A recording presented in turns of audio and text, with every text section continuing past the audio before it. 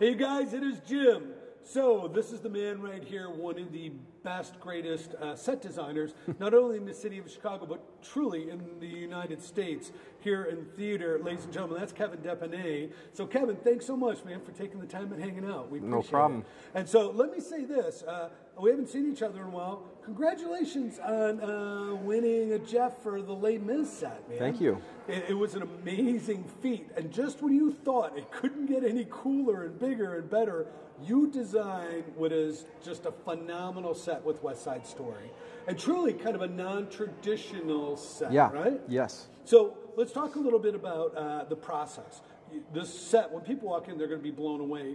But do you meet with Cordy, who's the director, and do you talk a little bit? Do you come in with ideas? Like, where do you start in building something like this, man, or designing it? It starts, a lot of times it starts in my studio, reading the script, understanding sort of what we want to do with the production, talking to Jim. Jim's a huge part of sort of the inception of what the ideas are.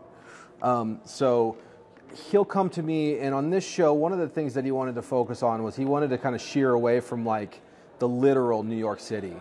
Because a lot of times it's like the catwalk or whatever, the fire escape, and it looks like a city. Yeah, it's more of a representational city. And what we wanted to do was sort of, the thing that I wanted to kind of boil this into was what the music made me feel like versus literal like New York City. Yeah. So we sort of designed it based on what it would feel like versus what it looks like, and more the emotional landscape of it versus the literal landscape.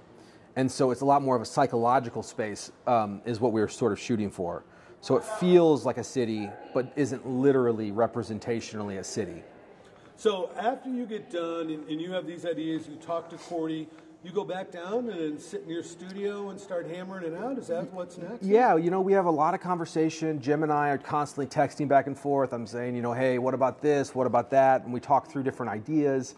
And then a lot of times it comes down to me with a little model box with bits of paper and cardboard and kind of understanding it, messing around with it. My assistant's working with me to try to figure out what makes sense.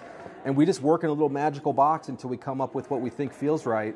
And then we go back to Cordy and we really kind of show him what we're thinking, what he thinks, what he may not like it, or he may like it.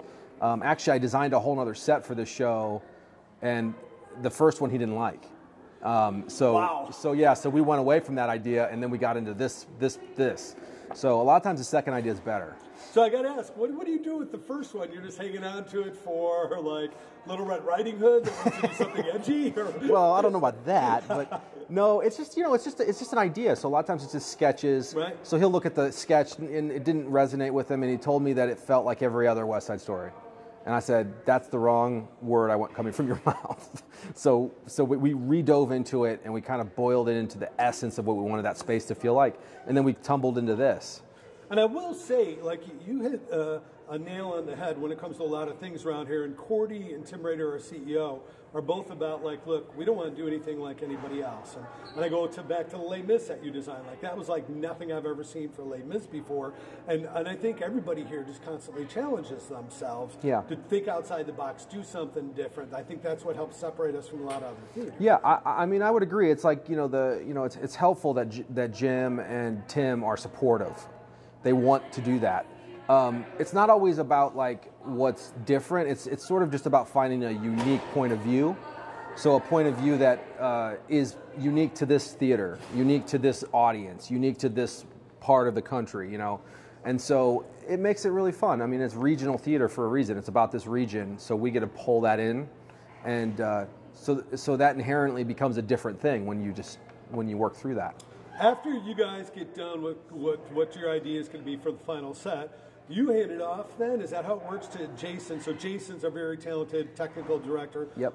He's in charge of building all this with his crew. Is that what happens after that? Yeah, so after we come up with the design idea, the models, we work through everything, and Jim likes it, everybody's on board with it. We go through, we draft it, so we do all the technical drawings. So, me and my assistants go through and we work it all up in plans, and then we hand that off to Jason, and then Jason has to budget it, tell me that we're way over budget, and then we typically figure out how to afford it, and then Jason's off and running to start to fabricate it. So we're at final dress rehearsal tonight. We're going to get going probably in about 20 minutes or so. So what do you do tonight on final dress as you're here? Because you're actually here for probably a day or two during this process, right? Yeah, well, I mean, it depends on the show. Like this show, I'm here for. I've been here for a couple days. It just depends on how much attention I need to pay to the details.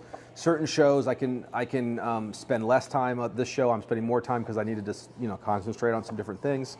But tonight, what I'm looking for is I'm really making sure the story tracks. And if the story isn't tracking, like I ask myself if there's something that I can do to help it. Is there something that is out of focus, or is there something that's too bright that's making people's eyes go certain directions? So like I can still make adjustments with the set, mainly with paint and color. So I'm looking for things like that and how the light's reacting to it and if we need to adjust it. Cool. And do you ever sit there, or do you take a moment somewhere in between all this and get to finally look at that set when it's where you really want it and go, man, is that cool? And I got to be a part of creating something that's really something special and different. Yeah, I have to say, every show I've been doing, it just seems like every show I do out here, I feel that way. And the Paramount has this weird way of, challenging all of us to do our best work. And it's like, I just feel so supported here. And I don't think there's been a single show at the Paramount that I haven't sat back and been like, wow, this is freaking awesome. And it's the scale of it and the support and everybody that's behind it working so hard to make it work. And you guys just have this great family that comes together and makes it all happen. So yeah, I mean, this show, last night or 2 nights ago when I sat and watched the show, I just, the story resonated with me so clearly. Jim's storytelling was so on point, and and then the sets just hopefully helping to support that, and it's just really cool to be part of that. Well, look, you're a huge part of our family, and we're lucky to have you. You're extraordinarily talented, man, and so thank you for always, lending your talents to us and taking the time to do stuff like this. So come check out this amazing set for West Side Story that Kevin Depanay and the team created, and then come see it just for the sheer magic that's going to be West Side Story. It's a great show. And dude, thank you again, man. Thanks for taking time. Good luck with everything. Thanks, man.